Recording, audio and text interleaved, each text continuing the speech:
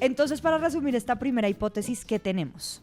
Pues en resumen, esta primera hipótesis es que mientras que en otros países la cuestión del blanqueamiento fue muy pesada y eso terminó afectando la rumba bailada, incluso sí, como eliminando el baile en muchos espacios, aquí no fue tan pesado, ¿sí? Aunque bueno, pues tampoco podemos irnos al extremo y decir que eso acabó con el baile, por ejemplo, en Estados Unidos, porque allá la gente sigue bailando e incluso la gente blanca baila pop y electrónica.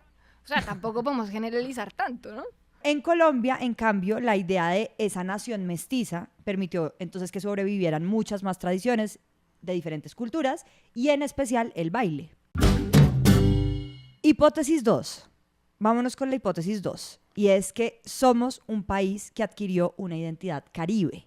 Para respondernos a esta pregunta que nos convoca en este podcast de por qué somos así, o jalando más la pita, por qué rumbeamos así, pues debemos abrirnos a todo este abanico de ritmos de la rumba latina que mezcla reggaetón, cumbia, salsa, etcétera, etcétera. Y todos estos ritmos tienen una identidad caribe. Y ese crossover que mezcla tanta cosa, ¿de dónde viene y cómo fue esa vuelta? Esa historia es muy bacana, es como de mi historia favorita del siglo XX en Colombia porque tiene que ver con ese proceso en el que Colombia va adquiriendo una identidad caribe. Tiene que ver con lo que hoy entendemos por Colombia, que es muy diferente a lo que entendíamos hace un siglo.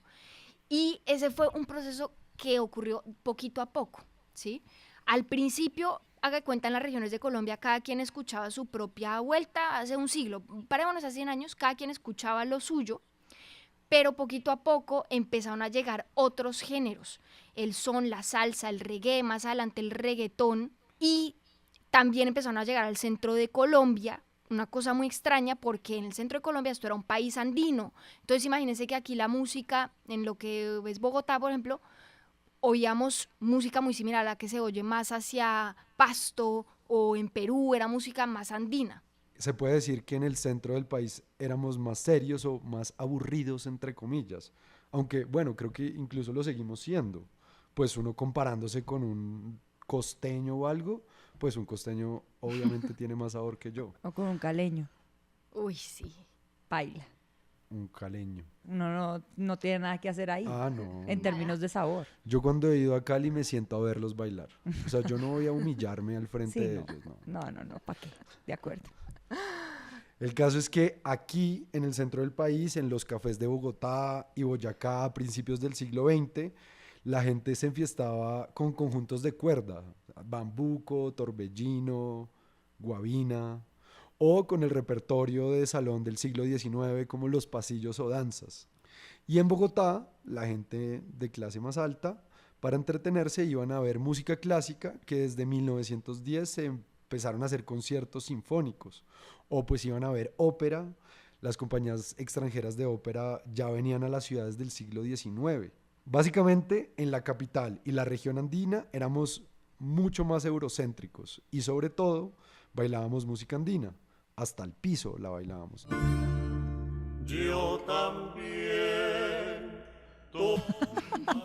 Era muy diferente de lo que bailábamos hoy. Por otro lado, pues en la región Caribe, desde principios del siglo XX, bailaban vallenato, porro, rumba criolla, cumbia. Pues miren esto, en los años 20 y 30 la cosa medio empezó a cambiar, pero muy lentamente. Llegaron las compañías de discos a Bogotá y fundaron los salones donde se podía escuchar música. Entonces empezaron a promocionar discos de nuevos ritmos europeos, norteamericanos y sobre todo caribeños y latinos. Entonces llegó el jazz, el foxtrot, ¿ok? ¿Te refieres al foxtrot? Entonces llegó el jazz, el foxtrot y charleston, el danzón, el bolero, el tango argentino, las rancheras mexicanas, no ese narcocorrido de hoy, que es bacano, pero es angustiante, ¿no? Conmigo no andan jugando, pa' que se arriesgan la vida. Y la música cubana, re rumbera, re importante. Y hubo otro elemento muy importante que fue la radio, lo que transmitían las emisoras acá. La radio había llegado al país durante el gobierno de este señor Carlos E. Restrepo, muy importante, pero solo capturaba frecuencias que transmitían Estados Unidos. Después, en 1929, es cuando crean las primeras emisoras colombianas, que al principio transmiten pura ópera interpretada por alguna orquesta capitalina, bien bogotanas. Y de vez en cuando tenían cantantes invitados, y al final entonces dejaban la parte para la música ligera, que era tangos, boleros, pasodobles. Entonces, en las 3 primeras décadas del siglo XX, digamos, si uno hace cuentas, seguíamos siendo como bien andinos. Y en cada región del país seguía habiendo un tipo de rumba diferente, pero poco a poco, con la radio y los discos, estábamos empezando a escuchar música cubana, rancheras, boleros, y pónganle ojo porque también va a empezar a entrar música de la región caribeña americana. Realmente los cambios fuertes se empiezan a dar entre los años 40 y 50, cuando se empieza a reivindicar la cultura del Caribe colombiano en todo el país. Acá, de hecho, hay unos versos del poeta cartagenero Jorge Artel que se empiezan a leer en todo el país, en donde se expresa la relación con la música tradicional y la cultura popular, y donde se exalta y resalta las raíces de sus antepasados. Vean este aparte de un poema que se llama Cumbia, y dice: Cumbia, mis abuelos bailaron la música sensual, viejos vagabundos que eran negros, terror de pendencieros y de cumbiamberos, en otras cumbias lejanas a la orilla del mar.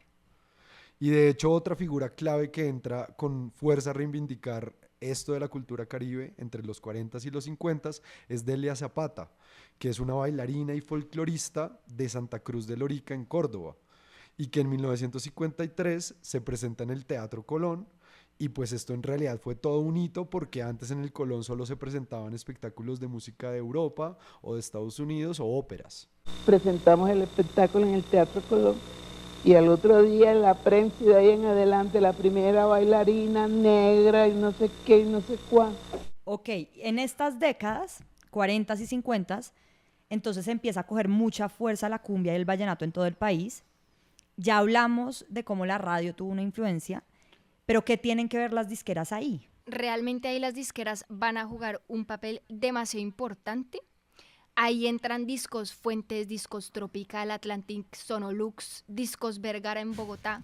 Todas estas van a empezar a meterle mucho la ficha a que la cumbia se convierta como en la gran música de la nación. Carmen querido, tierra de amores, hay luz y ensueños bajo tu cielo.